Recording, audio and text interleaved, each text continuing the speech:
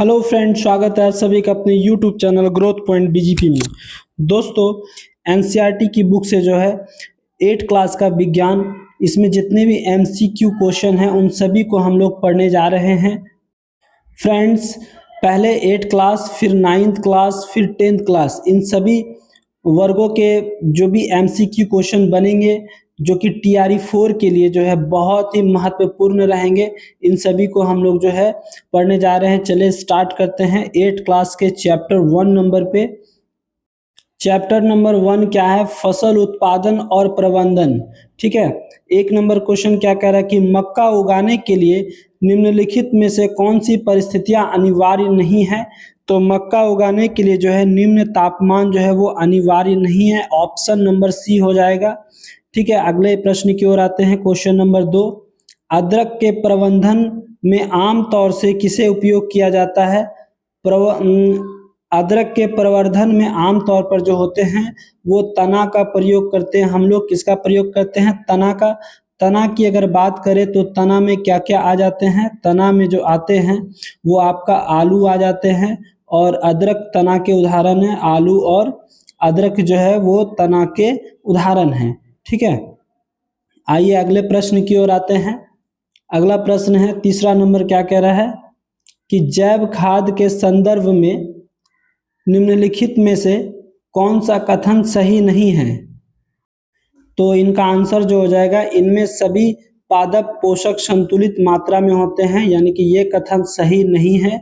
Option number B. ठीक है, आइए अगले प्रश्न की ओर आते हैं। क्वेश्चन नंबर 4 क्या कह रहा है? अनाज से भूसी को अलग करने की प्रक्रिया जो है वो प्रयोग में लाए जाने वाला शब्द क्या कहलाता है? तो थ्रेशिंग कहलाता है। ऑप्शन नंबर बी हो जाएगा, थ्रेशिंग। ठीक है, आइए अगले प्रश्न की ओर आते हैं।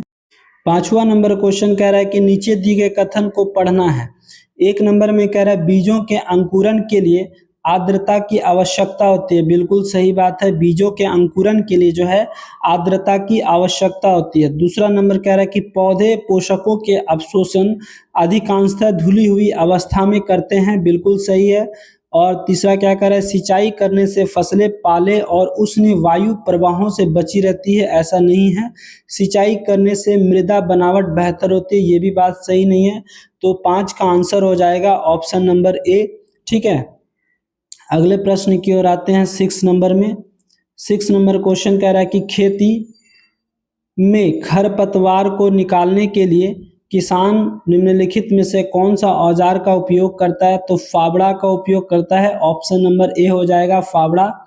क्वेश्चन नंबर 7 की बात करें तो उर्वरकों के संदर्भ में कौन सी बात सही नहीं है? तो उर्वरक के संदर्भ में कौन सी बात सही नहीं है? तो क्या है कि ये उपज को बढ़ा देते हैं। बिल्कुल सही है। और इनके अत्यधिक प्रयोग से मृदा को पोषणों का संतुलन बिगड़ता है। ये भी सही है। आमतौर से कम मात्रा में उपयोग लाए जाते हैं। ये भी सही है। यानी कि कह रहा है कौन सही नहीं है? तो ये पर्यावरण हितैषी होते हैं। ये सही नहीं है, यानी कि नेगेटिव का भाई नेगेटिव हो जाएगा। ठीक है, अगले प्रश्न की ओर आते हैं 8 नंबर में। 8वां नंबर प्रश्न कह रहा है फसल पर खरपतवारों के दुष्प्रभावों में नीचे कुछ कथन दिए गए हैं। तो कौन से दुष्प्रभाव है खरपतवार के लिए? वे फसल कटाई संस्करण में व्यवधान डालते हैं। ऑप्शन नंबर ए देखिए। ठीक है, बिल्कुल सही बात है। और क्या करें? वे फसल स्वास्थ्य वृद्धि में सहायता करते हैं। ऐसा नहीं है। वे फसल के पौधे के साथ जल पोषकों, स्थान और प्रकाश के लिए प्रतिस्पर्धा करते हैं। ये भी सही हो जाएगा। वे पौधे की वृद्धि पर प्रभाव डालते हैं। ये भी सही हो जाएगा। यानी कि 8 का जो आंसर होगा वो ऑप्शन नंबर ए हो जाएगा। ठीक है, 1, 3 और 4। आइए अगले प्रश्न की ओर आते हैं 9वां नंबर में। 9 नंबर क्वेश्चन है कि मृदा को ढीला करने और उलट पुलट करने की प्रक्रिया क्या कहलाती है? तो जुताई और हल चलाना कहते हैं, जिसे ऑप्शन नंबर सी हो जाएगा। 10 नंबर क्वेश्चन क्या कह रहा है कि हमारे देश में मानसून का मौसम कौन से महीने में होता है? तो हमारे देश में मानसून का मौसम जो होता है वो जून से लेकर सितंबर तक होता है। ऑप्शन नंबर बी हो जाएगा। 11 नंबर क्वेश्चन की बात करें तो सिंचाई के उस तरीके को क्या कहा जाता है जिसमें पानी के पौधे की जड़ों के समीप बूंद बूंद कर डाला जाता है, तो उसको ड्रिप विधि कहते हैं।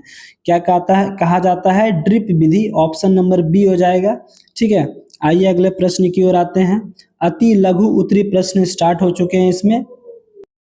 18 नंबर प्रश्न को देखते हैं। 18 नंबर में कॉलम ए को कॉलम बी में मिलान करना है। ठीक है, हसिया का काम क्या है? तो हसिया का काम जो है वो कटाई करना है। और कुदाली का काम क्या है? कुदाली का काम जुताई करना है। और आपका देखिए क्या है, सिड्रिल का काम जो है वो बीज बोना है, बी से हो जाएगा। और स्प्रिंकलर का काम क्या है? सिंचाई करना है, यानी कि डी से हो जाएगा। ठीक है, आइए अगले प्रश्न को देखते हैं। 23 नंबर प्रश्न कह रहा है कि निम्नलिखित फसलों को खरीफ और रबी फसलों में वर्गीकरण करना है। तो खरीफ फसल कौन कौन हो गए? खरीफ फसल मक्का हो गए आपका। ठीक है, और उसके बाद मक्का के बाद धान हो गया, मूंगफली हो गए और कपास हो गए, ये सभी खरीफ फसल में आते हैं। बाकी सरसों है, मटर, चना, गेहूं, ये रबी फसल में आते हैं। ठीक है, आइए इसे कॉलम में लिख देते हैं, मक्का। ठीक है, और जाकर के धान खरीफ फसल हो गए। रबी फसल में आ गया क्या चीज? आपका चना आ गया, गेहूं आ गया।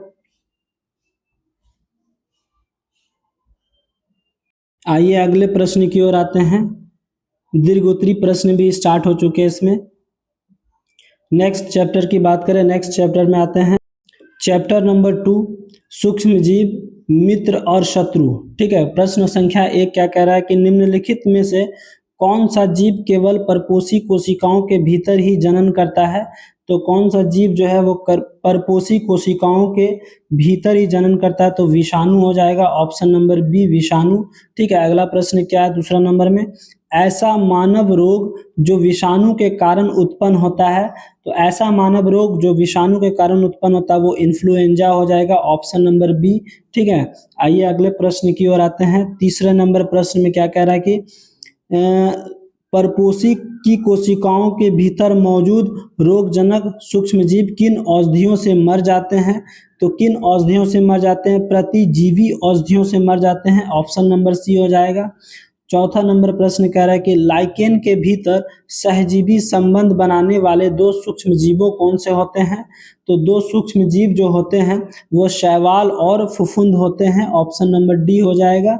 ठीक है, अगला प्रश्न है 5वां नंबर में, डबल रोटी बनाने के दौरान उत्पन्न होने वाली गैस कौन सी है?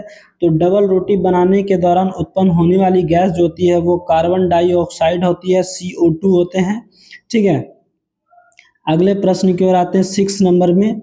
6 नंबर क्वेश्चन क्या कह रहा है कि वह रोग जो एक प्रोटोजोआ प्राणी द्वारा उत्पन्न होता है और कीट द्वारा फैलता है। तो कीट द्वारा क्या फैलेगा? मलेरिया जो है वो एक प्रोटोजोआ प्राणी है और कीट द्वारा यह फैलता है। ऑप्शन नंबर बी हो जाएगा। 7वां प्रश्न को देखेंगे। पहली ने अपने बगीचे में 2 गड्ढे ए और बी खोदे, उनमें खेती के कुछ बचे कुचे अंशों को पॉलीथीन की थैली में भरकर गड्ढे ए में डाल दिया। उन्हीं चीज़ों को पॉलीथीन की थैली में भरे बैग ही बी गड्ढे में डाल दिया। बाद में उसे दोनों गड्ढे को मिट्टी से ढक दिया। 1 महीने के बाद उन्होंने क्या देखा? तो 1 महीने के बाद उन्होंने क्या देखा? ऑप्शंस के अनुसार आते हैं। तो क्या रहा कि बी गड्ढे की अपेक्षा ए गड्ढे की अपशिष्ट पदार्थ इतनी जल्दी अपशिष्ट हो गई, अपघटित हो गई। ये ऐसा नहीं है। ऑप्शन बी क्या है कि गड्ढे ए की तुलना में बी गड्ढे में अपशिष्ट पदार्थ जो है तीव्र गति से अपघटित हो गए। ऑप्शन नंबर बी हो जाएगा इसका आंसर। ठीक है, आगे के प्रश्नों को देखते हैं। अति लघु उत्तरीय प्रश्न स्टार्ट हो चुके हैं। 10 नंबर क्वेश्चन कह रहा है कि कॉलम ए को कॉलम बी से मिलाना है। तो लुई पॉस्चर का संबंध किससे है? तो किण्वन से संबंधित है। रॉबर्ट कोच किससे संबंधित है? तो ऑप्शन बी यानी कि रॉबर्ट कोच किससे संबंधित है? रॉबर्ट कोच जो है वो एंथ्रेक्स जीवाणु से संबंधित है। एडवर्ड जेनर जो है वो छोटी माता के लिए संबंधित है, छोटी माता वैक्सीन के लिए। और अलेक्जेंडर फ्लेमिंग वो जो है पेनिसिलिन से संबंध है। ठीक है, आइए अगले प्रश्न की ओर आते हैं। 11 नंबर क्या कह रहा है कि ईस्ट के किसी भी एक वाणिज्य उपयोग का नाम बताए। ईस्ट के किसी भी एक वाणिज्य उपयोग का क्या करना है, नाम बताना है। तो ईस्ट के वाणिज्यिक नाम क्या, डबल रोटी तैयार करना, ठीक है, डबल रोटी तैयार करना, और क्या हो जाएगा, और क्या हो जाएगा, अल्कोहल पेय पदार्थ बनाना, ठीक है, अल्कोहल पेय पदार्थ बनाना, ठीक है। आइए अगले प्रश्न की ओर आते हैं। अगला प्रश्न हमारा क्या है, 12 नंबर क्वेश्चन कह रहा है कि ईस्ट में होने वाली उस प्रक्रिया का नाम बताए जो शर्करा को अल्कोहल में बदल देता है। तो कौन सी प्रक्रिया है, किण्वन कहलाती है। ऐसी प्रक्रिया को हम लोग क्या कहते हैं, किण्वन कहते हैं, ठीक है। आइए अगले प्रश्न की ओर आते हैं।